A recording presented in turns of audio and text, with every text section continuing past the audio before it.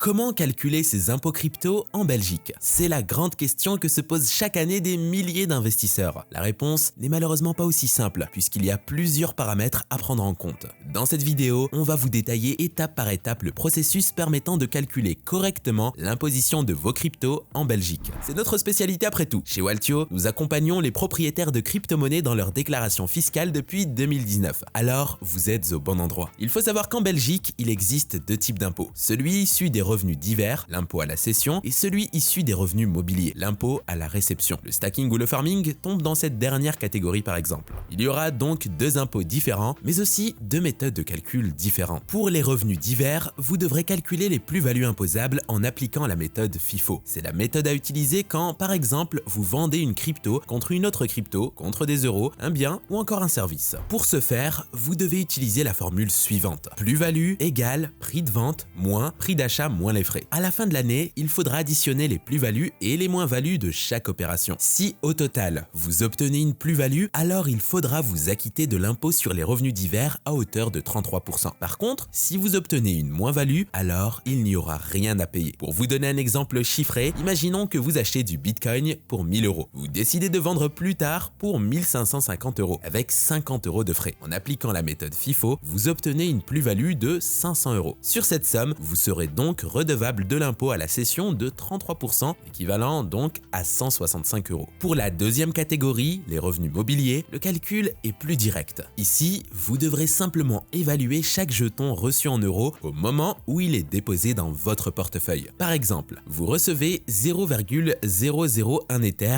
en gain de stacking. Au moment de la réception, sa valeur est alors de 20 euros. Vous devrez donc déclarer 20 euros en revenus mobiliers. Il suffit ensuite d'additionner toutes les opérations de réception obtenues au cours de l'année pour déterminer vos revenus mobiliers. Sur ce total, un impôt de 30% est dû. Cela inclut tous les gains passifs reçus au cours de l'année, comme le stacking et le farming. Pour reprendre notre exemple, si vous touchez 0,001 Ether d'une valeur de marché de 20 euros au moment de la réception, vous serez redevable de 6 euros d'impôt. Bref, le calcul de l'impôt crypto en Belgique peut rapidement devenir complexe si vous multipliez les opérations imposables. C'est pour cela que chez Waltio, nous accompagnons les détenteurs de crypto-monnaies depuis 2019 en effectuant automatiquement le suivi et les calculs pour vous. En vous inscrivant gratuitement sur notre plateforme, vous pourrez y synchroniser tous vos portefeuilles et avec notre outil, vous obtiendrez votre montant d'impôt crypto en quelques minutes. De plus, Waltio vous accompagne pas à pas jusqu'à la validation de votre déclaration en ligne et en bonus, notre outil est aussi capable d'identifier automatiquement de potentielles réductions d'impôts sur vos transactions crypto. Alors, pour déclarer vos impôts crypto en un clic, utilisez le lien en description pour démarrer gratuitement. Mais si vous préférez remplir votre déclaration par vous-même, allez voir cette vidéo. On vous explique en détail comment faire.